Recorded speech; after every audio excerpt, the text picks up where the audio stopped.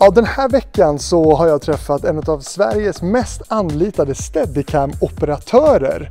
Han heter Niklas och står här bakom och ska lova oss att visa hur en sån här Steadicam funkar. Men vill du veta mer, då kan du gå in och lyssna på avsnittet som finns där du hittar poddar. Sök på TV-fabriken så kommer du hitta honom här. Hej Niklas! Så här ser den ut. Det här är din kompis. Det här är mitt levebröd. Har du döpt den? Det har jag inte gjort. Varför inte? Därför att det känns lite väl nördigt kanske att göra det. Men det här är en Steadicam. EFP kallas modellen. Och den är ganska mycket som den var en gång i tiden när den var ny. Hur gammal är den här då? Den här är från 89. Så den har några år på nacken. Och det jag har bytt är monitor och batteri och lite sådana grejer. Man byter ju såklart kablar. Man försöker ju alltid optimera allting och försöka få det så bra som möjligt. Hur får man tag i en sån här då? De finns att köpa på internet. Allt finns där? Allt finns på internet.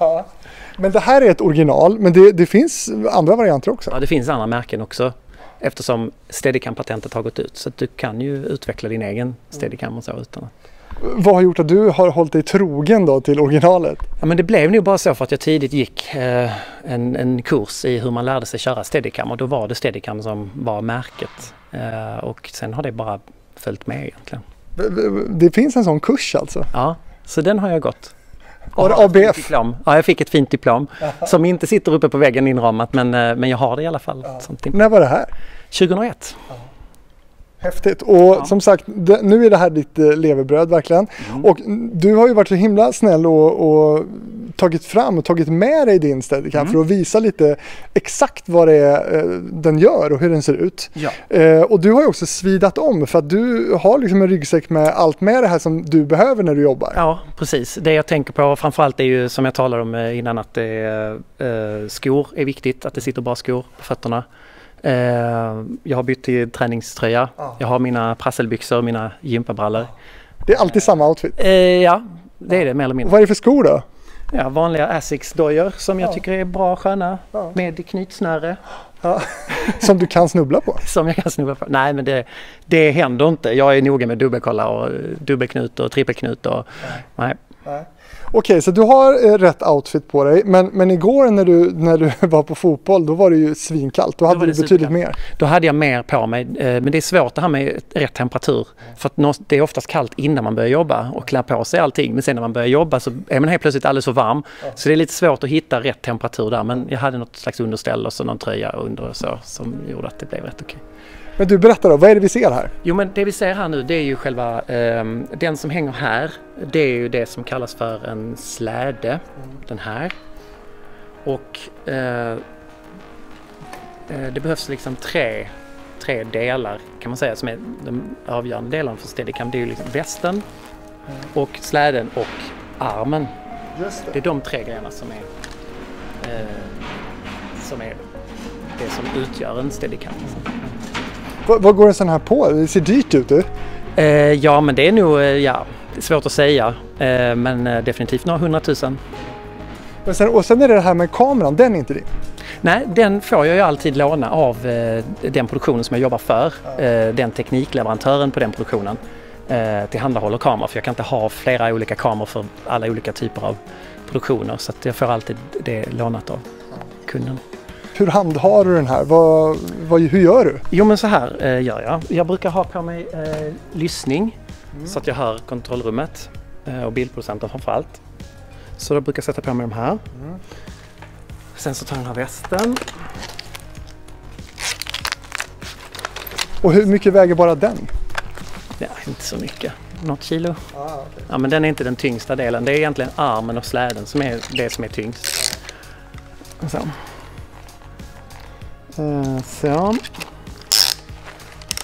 Och jag gissar att den här då ska sitta helt jättehårt på dig. Ja, alltså det man inte vill är ju att den vrider på sig så här. För då händer grejer med riggen som man inte vill. Det slutar med att om den här vrider sig så står jag och kompenserar och då står jag så här. Utan den här ska sitta så fast det bara går. Så den sitter lite som en pjäxa på mig. Du har en röd knapp på det. Det ser ut som en så här, som att du ska launcha någon slags fallskärm. Det är propellern på ryggen. Ja. Ifall någonting går snett. Vad gör den då? Nej, men den justerar egentligen hur högt och lågt jag vill sätta armen egentligen. Så det har med västens justering att göra. Den ändrar jag sällan, utan den är som den är. Ja. Den är inställd, den har jag ställt in en gång och sen har den, så är den tillhör inte det man ändrar för varje jobb helt enkelt. Ja, men och sen så spänner man här, så det här sitter tight, trycker ner den så den ligger mot axlarna. Så, och sen så tar man den här armen. Och det här är ju det som kanske ser mest konstigt ut av allt, att det ser ju lite invecklat ut. Men här inne sitter det fjädrar och de spänner man och släpper beroende på hur tung kameran är som man ska köra med. Och hur ställer du in dem då? Jag skruvar på de här hjulen här och så släpper man efter eller spänner. Och det gör man när man har kameran på. På den här armen gör man det. Det finns andra armar som man måste släppa upp och hänga av sig varje gång man ska justera de här. Och det här måste du vara lite tekniskt insatt i för att också kunna liksom laga om det skulle hända någonting och så? Ja, alltså till viss del, men det är inte så att jag sätter mig och skruvar isär den här. Det gör man inte. Alltså det kan man kanske säkert göra, men jag tänker att det finns säkert folk som är bättre på det än vad jag är. Okej, och den sätter du fast här nu då? Sätter fast den så här. Och så skruvar man här. Det här ser ut som att jag chansar, men jag vet precis vad det ska vara. Så, för det handlar om lutning. Det handlar om hur jag står lutad fram och bak. Det justerar jag här. Så att det handlar i slutändan om att jag ska stå så avslappnat som möjligt utan att jag ska behöva stå och jobba mot riggen. För det kan ju hända att det här blir ett bra sätt att jobba på, men det vill man ju inte, utan justerar man det där. Och vad väger du nu? Den här väger ju 5 kilo, bara armen. Det är 6-7 kilo kanske? Ja, något sånt. Ja, något sånt. Men det här är fortfarande inte det tyngsta, utan det tyngsta är ju fortfarande släden. Ja. Och det kommer vi till nu? Ja, det kommer vi till nu. Och den ser ut så här egentligen, rätt enkelt i tv-sammanhang sett, för att det här är egentligen ström in till kameran och bild ut från kameran till en monitor som jag tittar i. Och det är egentligen det hela som, om man ska förklara det enkelt, så är det så det fungerar med det tekniska. Det är inte så mycket mer än så. Nej, det är inte så märkvärdigt. Nej, det är inte så märkvärdigt. Och här sitter den här bildsändaren då, som skickar bilderna till tv-bussen från kameran. Och sen när jag tar på mig den här så lutar den så här. Och kameran, det är verkligen bara ett kamerahus? Ja, det är ett kamerahus här och sen så glugg. Som i det här fallet nu är då en J11. Idag. Fint vidvinklad. Fint vidvinklad. Sådär. Och nu är du liksom redo att jobba? Ja. Och det här är ju någonting som oftast... Nu ser det ut som att jag inte gör något när den hänger så här. Men hela tiden nu så står jag ju egentligen och gör små justeringar så här, kan man säga. Så här står jag ju egentligen, fast mycket mindre. Det är inte som att den bara hänger så här nu och så kan jag gå och dricka en kopp kaffe eller göra någonting annat. Utan det här kräver ju hela tiden små justeringar av mig att kunna stå så här still med den. När jag jobbar så tittar jag i monitorn här nere. Så här. Och jag gillar ju alltid gå framåt. När jag ska backa till exempel så kan man vrida på sig så att jag fortfarande går framåt men jag filmar bakåt. Hur ser det ut? Ja, det ser ut så här. Och jag gillar att göra det för då kan jag hålla koll på allt som är på marken framför mig. Det finns en del som gillar att backa. Det är egentligen bara vad man känner sig mest bekväm med. Då skulle jag vilja haft någon som går bakom mig och kollar om jag skulle backa. Eller om jag är helt 100 på att det inte ligger någonting på golvet bakom. Men bilden då? Hur mycket måste du ha koll på den när du backar? Och tittar åt ett annat håll? Men jag känner ju bilden samtidigt ändå. Fast jag släpper blicken och tittar upp så vet jag ju fortfarande att det är inte som att så mycket händer bara för att jag lyfter blicken. Så att jag håller ju ett halvt öga här, men så kan jag även fortfarande titta upp lite ibland. Titta bakåt, titta ner. Och sen är det då att du har ju full fokus med din högerhand på själva utsnittet. Ja, här sköter jag zoomar här, drar skärpan här. Och det är så vi jobbar inom tv. Hade det här varit film så hade det kanske varit en annan person som hade skött bara den här. Alltså ett BSC-foto? Ja, eller om det hade varit ett annat land. I Sverige så kör vi oftast så här. Men supersvårt, alltså hur håller du koll? Du ska veta vad kameran är, du ska ha koll på vilket utsnitt du har, du ska ha koll på skärpan, du ska ha koll på var du går och var ljuset också är så att du inte hamnar och gör skuggor. Det lät mycket. Men så är det nog. Alltså jag tänker inte så mycket på allt som jag gör nu, utan nu tänker jag ju på vad är det jag ska ta för bild. Sen händer ju väldigt mycket här automatiskt egentligen. Jag tänker inte på att jag ska stå och luta mig på ett visst sätt eller så. Utan... Och det som gör då att den här är så himla smooth, det är den här armen helt enkelt med fjädringen. Och den kan man tro så här att om man inte... Alltså man kan lätt tro att den här fixar allt. Det är liksom, den här kommer ta allt. Jag kan bete mig hur som helst här utan att det syns i kameran. Men det är inte sant, för att allt det som händer här förs ju ändå på något vis över hit ändå. Den tar ju alla vertikala rörelser, men om jag andas ju lite annorlunda när jag ska stå och ta en väldigt nära bild och stå helt still. Då står jag ju väldigt speciellt. Man vill hitta en bekväm ställning eftersom man ska stå så kanske ett tag. Men den här... Jag skulle inte kunna nysa utan att det syntes till exempel. Vad är det farligaste rörelsemomenten du har då som påverkar bilden mest i en negativ riktning så att säga? Nej, men det är ju om jag trampar snett eller om jag kanske måste hoppa över någonting. Eller, det är oftast sådana faktorer som gör att det kan förstöra en bild. Det märks liksom? Ja, det märks. Alltså, absolut, det märks ju. Och jag vill ju oftast veta, det bästa bilden blir ju när jag vet precis hur jag ska röra mig.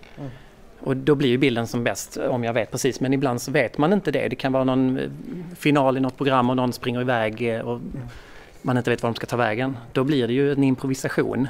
Och hur mycket kan du påfresta den då? Vad kan du göra utan att bilden liksom wobblar omkring? Nej, men jag kan ju springa. Jag kan ju stå så här och hoppa utan att det egentligen syns någonting här. Men hur mycket kan du hoppa? Ganska mycket. Vågar du testa? Nej, men jag kan hoppa så här kanske. Men du springer ju oftast lite speciellt när du småspringer lite. Men de har en speciell stil när man springer med steady. Det är ju inte så att du tar vanliga normala kliv utan du småtrippar ju lite. För att det är helt enkelt så att du vill minimera alla rörelser som kommer hit och inte ska komma in i... Och vad väger du nu då? Ja, nu är det nog en 23 kanske. Något sånt. Det är svårt det är 23 mjölkpaket som du ska ratta här. Precis, det är 2 matkassar brukar jag säga framför mig. Och det är ju tyngre ju längre ut jag har den från kroppen. Här är den ju som tyngst nu. Så här kör man ju sällan. Men om jag inte riktigt vet vad som ska hända så har jag en tendens att jag tar ut den från kroppen, för då är jag mer beredd på vad som ska hända. Då kan jag snabbt svänga runt och sådär. Men om man har den nära kroppen så måste jag först ta ut den från kroppen för att kunna vrida den. Men det här är saker som oftast sker naturligt. Det är sånt som jag inte tänker på nu när jag kör oftast. Men, kan du inte göra en swoosh? Ja, det... Ja, det är så. Ja. Men det är snyggt. Och de här vertikala grejerna ni gör, vad kallades de? Vertikala... När du lutar. Ja, just det. Det är vad man kallar en Dutch på tv-språk. Det gör vi inte särskilt mycket längre. Men det är egentligen när man bara låter horisonten falla. Egentligen. Men, är det något som har försvunnit? Ja. Det var mer vanligt förr. Jag gjorde det rätt mycket för på Let's Dance och sånt. Men bildspråk utvecklas och saker och ting förändras. Så att nu tycker jag inte att det är särskilt snyggt längre. Och försöker undvika det väldigt så ofta jag kan. Okej, OS, Eurovision, Melodifestivalen, Let's Dance. Vad är roligast om man är steady-operatör? Det är nog olika från person till person. Jag tycker ju att det roligaste är musik. Svår koreografi. Någonting som är lite mer utmanande för mig. Och så. Som till exempel Erik-numret som vi pratade om på Melodifestivalen till exempel. Du, det här blåa snöret då, vad är det? Ja, men det här snöret är ju till för att om jag hamnar i en situation där jag snabbt måste komma ur västen, då drar jag i det här blåa snöret och då delar sig västen på mitten här bara. Och då faller allting bara av. Men vad kan det vara för situation? Ja, men till exempel om du är på en brygga och du ramlar i vattnet, då följer du med ner till botten om du inte drar i den här.